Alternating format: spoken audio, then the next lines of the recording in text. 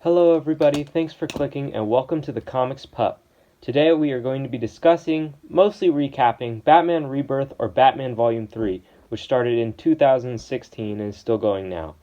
So if you want a recap of the current Batman series or you're interested in what it's like and want to read it, this may be the video for you. Today we will be discussing issues 1 through 6, which is the first arc called I Am Gotham. The first few arcs have a motif with the I Am titles, which I think is pretty cool, but we'll talk about that later. I might make a video separately that are like my thoughts on it, but anyways, here's issue 1.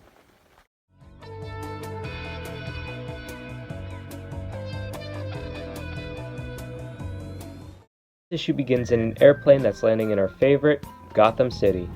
Below, on the rooftops, Batman and Commissioner Gordon are discussing the Cobra Cult's latest move, where they managed to steal 3 air missiles, but his team managed to get back 2, and wouldn't you know it, the missing one hits the airplane above. Batman quickly acts while Alfred briefs him in, saying the plane will land in Gotham Square on a Saturday evening, meaning many lives will be lost.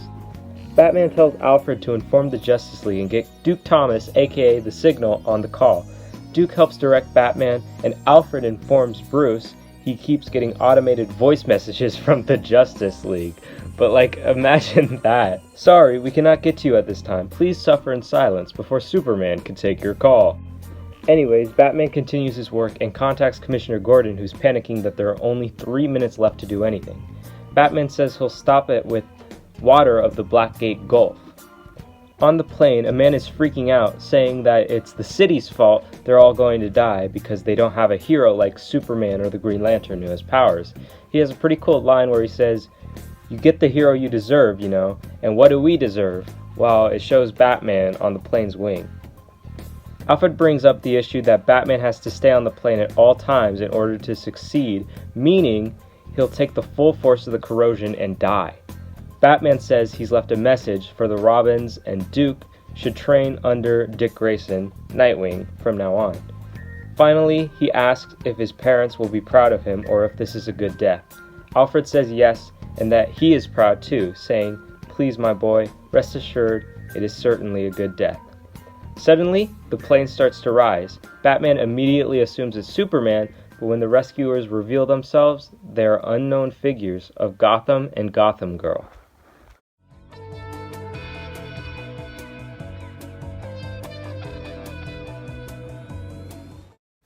At the Statue of Justice, the heroes we met in the last issue, Gotham and Gotham Girl, are facing off against Solomon Grundy.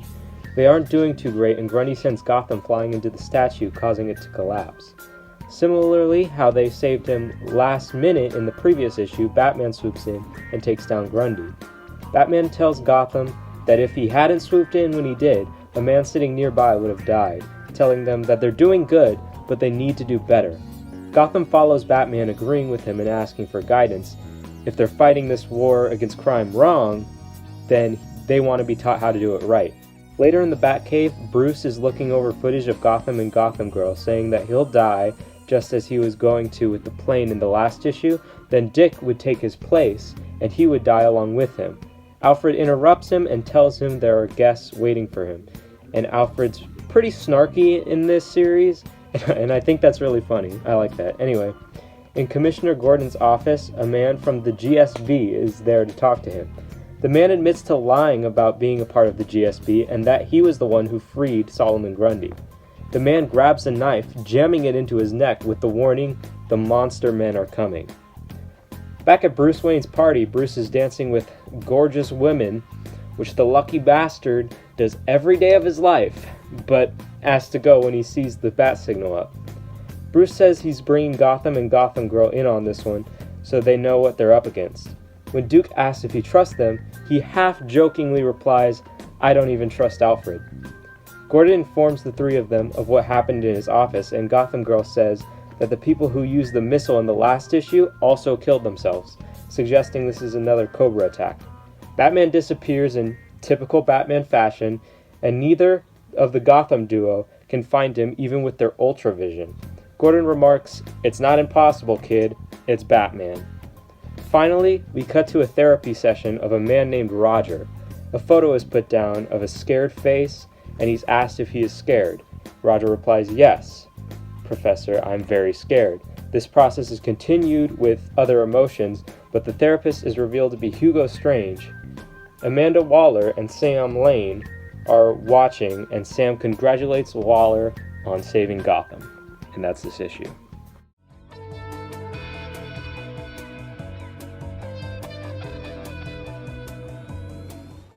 Issue 3 presents us with a familiar scene. A family walking down a pretty sus alleyway they probably shouldn't be. A voiceover narrates how Gotham affects people, saying, "It's not that you get to like it, you sort of become it." A man comes in with a gun, and the Batman origin is nearly recreated until a hand saves the family, the hand of the Batman. Before leaving, Batman tells the kid that being scared is fine because it gives you the chance to be brave and fight that fear. We cut to the present, and the narrator was the father who's recounting the story to the FBI agent, who says he appreciates the background on two kids named Hank and Claire. After the robbery, Hank looked up to Batman, and when his sister gets scared of nightmares, he tells her what the Batman told him, that everyone gets scared. As the kids grew up, they helped people in any way they could, and trained and studied in their downtime. While on a very dangerous charity trip, they asked their father, who is telling this story, for a lot of money. It's apparent that Hank and Claire are Gotham and Gotham Girl because the heroes arrived when they returned from their trip. FBI agent says the mother and father remind him of a couple, referring to Bruce Wayne's parents, and he is revealed to be Matches Malone, aka Bruce Wayne himself. Alfred informs Bruce of a suicide bombing with another warning of the Monster Men are coming. Batman goes on his way to help while Gotham and Gotham Girl are already on the scene. As Batman saves the bridge, a voiceover of Hugo Strange says the people will learn that they are not Gotham, they are better than Gotham, in his words, basically saying to surpass all the bad things that are happening in the city. Batman tells Gotham and Gotham Girl to watch out for any trouble while he searches for a lead on the bombings. Gotham begins to tell the story his father told, but Batman interrupts, saying, "It's good to see what you do with your fear." A bomb in the distance goes off, and they go to it, and their dialogue really shows how much Gotham looks up to Batman. They start to help, but then realize Hugo Strange and the Psycho Pirate are in there. The Psycho Pirate was the man named Roger in the last issue. He can control emotions, and that's where it ends.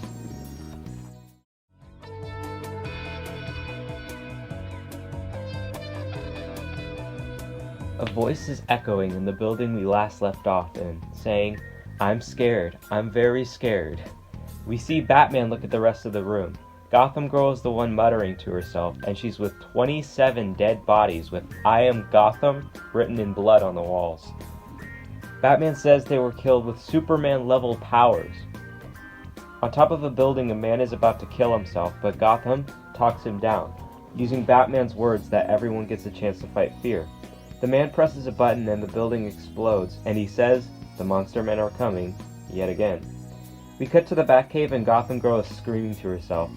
Duke Thomas tries to ease her, and he hugs her, but is interrupted because Batman needs him to complete an analysis on the crime scene, saying he has eyes on Gotham. Gotham is muttering to himself too, saying, "I can fix this," over and over, while he tries to fix a bridge. Batman tells him he can't do everything and that right now he can only make it worse. Gotham gets pissed and throws a beam from the bridge at the Batmobile, destroying it. Batman says Gotham's not the person he thought he was and confronts him about the 27 bodies. Gotham seems surprised by the number and flies away in a hurry. Duke contacts Batman saying he's found a pattern he needs to see. He says that the numbers on the body's dog tags add up to 24, referring to the 24th letter of the alphabet, which is X, meaning Task Force X, the Suicide Squad. Batman goes to confront Waller now. She says since Batman started, the city has been in chaos, and she is assigned to control that chaos, and that Hugo Strange and the Psycho Pirate were perfect for the job. She tells him that Strange betrayed his task and used the pirate to drive Gotham and Gotham Girl crazy. She then informs him it was really 28 bodies instead of 27. One man in the bodies escaped, getting a photo of Gotham's real identity, and then murdered his parents. This man became the 28th Dead Man. Batman tries to stop him, but Gotham says that Batman can't fix it and can only make it worse, snapping the 28th man's neck. Gotham says how worthless it's been trying to save the city and how futile, and that in Gotham the monster men are always coming. Gotham flies away, saying, "I can't fix it, but I can make it worse. I can just wipe it out. I can't save Gotham, Batman, but I can kill it before it hurts anyone else."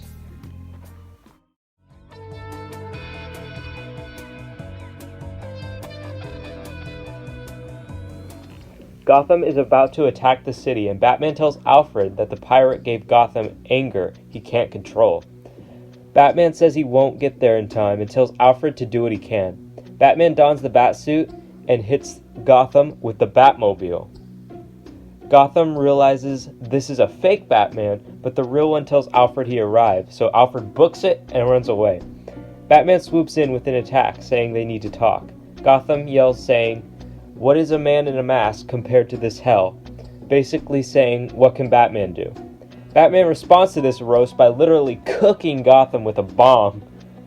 In the Batcave, Gotham Girl and Duke watch the fight, and the pirate's effects are still in Claire, but they seem slightly better. Batman tells Gotham he understands that he's hurt, but it doesn't mean he can hurt the city. Gotham replies, "What are you going to do? Shoot a rope at me?" And Batman says he's going to crash a plane into him. He keeps his promise, and down comes the Batplane. Gotham rises from the rubble, and Batman tells Alfred to make the call. Back in the Batcave, Claire throws a case with Robin's outfit in it at the monitors displaying the fight. She says her brothers never left her, and she's alone, hugging Duke. Gotham says he tried his best to save Gotham City, but you just can't, and Batman says that he knows. They say their goodbyes to each other, and Gotham shoots his laser vision at Batman, but a green shield stops it. The Justice League arrives, and this time it wasn't just an automated voicemail, because Gotham would be off the world map if it were. While Gotham fights off the League, Batman tells Duke that Gotham's power changes based on the minimum he needs to fight someone, and that Duke needs to figure out how he does this. Duke tells Claire that she's not alone, and that he's afraid of this task. Claire tells him that they bought their powers, but they had to use years of their normal life to produce hours of having superpowers, meaning they die after 2 years of saving the city. This basically means the more they use their powers, the less of a lifetime they'll have. She says they can be ordinary, a superhuman, or even a god, so Batman can't win. After Gotham's dealt with the League, Batman says, "You want to kill Gotham? For being weak? For being afraid? For failing again and again and again? I am Gotham. Kill me." Meanwhile, Duke tells Claire that everyone gets to be brave, and she flies off, saying her brother would always say that. Gotham agrees he needs to kill Batman, and they say their goodbyes again, but Claire swoops in to stop her brother. She kills her brother, and her voice from years ahead says that after they were married, Duke and Claire would come to this spot, the spot where he died. She says that this was the origin of Gotham Girl and the death of Batman.